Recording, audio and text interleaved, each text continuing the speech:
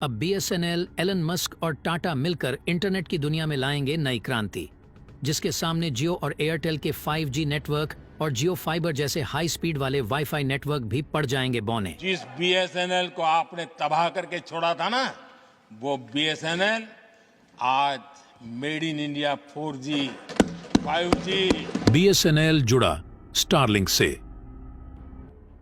अब सैटेलाइट से ही डायरेक्टली 140 करोड़ भारतीयों को 300 MB पर सेकंड से ज्यादा इंटरनेट की मिलने जा रही है स्पीड।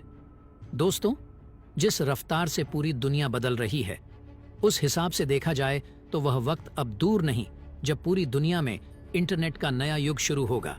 इंटरनेट की दुनिया में इस तरह बदलाव होगा कि 4G और 5G का कहीं नामो निशान नहीं होगा।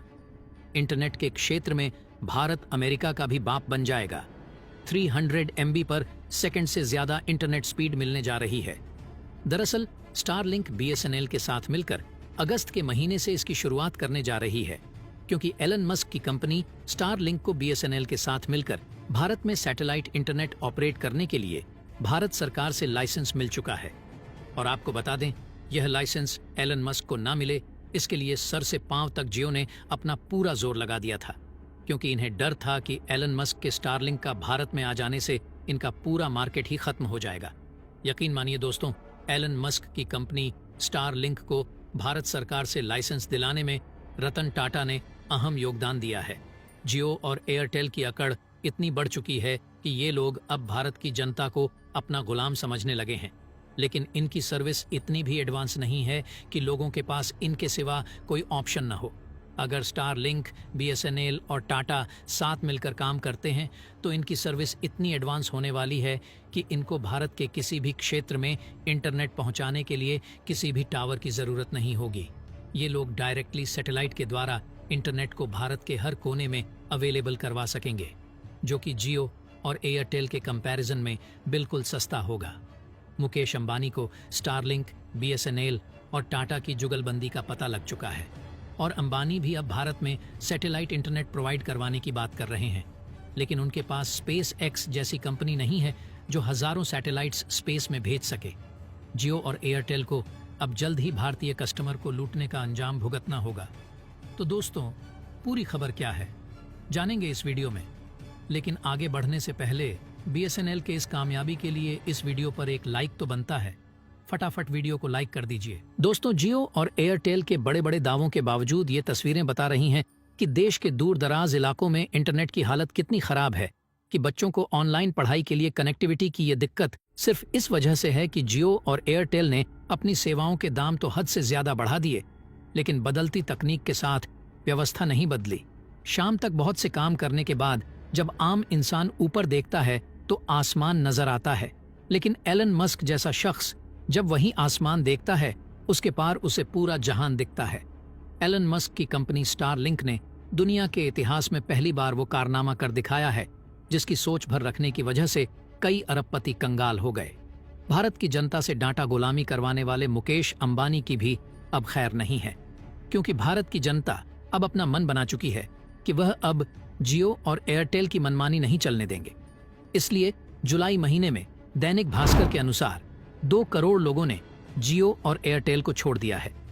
वहीं स्टारलिंक सैटेलाइट के जरिए दुनिया भर में इंटरनेट पहुंचाने वाली पहली निजी कंपनी बन गई है। अब स्टारलिंक और बीएसएनएल के जरिए भारत के दूर दराज इलाकों तक इंटरनेट पहुंचाना बेहद सस्ता और आसान हो जाएगा। जहां कम लोग बसते हैं और उन तक फाइबर का जाल बिछाकर इंटरनेट पहुंचाना अब तक मुमकिन नहीं हो पाया। यह एलन मस्क की सोच ही है जो इतने बड़े सपने को व्यावसायिक तौर पर सफल बनाने के मुकाम तक पहुंच गई। एलन मस्क की स्टारलिंक ने यह सर्विस टेस्टिंग के तौर पर दुनिया के कई इलाकों में ऑलरेडी शुरू कर रखी है। फिलहाल ऐसे इलाकों में जहां इंटरनेट की पहुंच फाइबर या 5G के जरिए मुश्किल दिखाई देती है, वहां अगर स्टारलिंक इस कीमत पर मौजूद है तो कीमत ज्यादा नहीं। दरअसल एलन मस्क की यह पहल भारत जैसे देशों के लिए आंखें खोलने वाली है, क्योंकि भारत के ऐसे बहुत सारे इलाके हैं जहां इंटरनेट को परंपरागत तरीकों से पहुंचाना टेढ़ी खीर साबित होता रहा है। चाहे वह सुदूर पहाड़ी इलाके हों या बेहद दूर दूर बसे रेतीले कस्बे। स्टारलिंक जिस तर्ज पर काम करता है, उसी तर्ज पर भारत की अंतरिक्ष एजेंसी इसरो ने भी निजी क्षेत्रों की भागीदारी से स्पेस नाम की एक पहल शुरू की है। भारत सैटेलाइट इंटरनेट की क्षमताएं जानता है और इसमें आगे भी बढ़ रहा है। यह पहला मौका नहीं है जब एलन मस्क स्टारलिंक को भारत में लाने की कोशिश कर रहे हैं। इससे पहले 2021 में यह कोशिश की जा चुकी है। एलन मस्क ने इस सर्विस के लिए बुकिंग भी शुरू कर दी थी, लेकिन सरकार से मंजूरी नहीं मिलने की वजह से उन्हें बुकिंग को रद्द करना पड़ा था। हालांकि अभी भी एलन मस्क की भारत में एंट्री से भारत में काम कर रही टेलीकॉम कंपनियां नाराज दिखाई दे रही हैं, क्योंकि ये कंपनियां अपनी घटिया सर्विस देकर भी भारत से काफी ज्यादा मुनाफा कमा रही हैं, क्योंकि भारतीय यूजर्स के पास कोई अच्छा ऑप्शन नहीं है। मेक इन इंडिया का सपना दिखाकर जियो जैसी कंपनियां भारतीय कस्टमर्स को अपना गुलाम बना रही हैं। अब स्टारलिंक की एंट्री के साथ ही दुनिया के सबसे अमीर शख्स का मुकाबला एशिया के सबसे धनी व्यक्ति मुकेश अंबानी की कंपनी रिलायंस जियो से होने वाला है।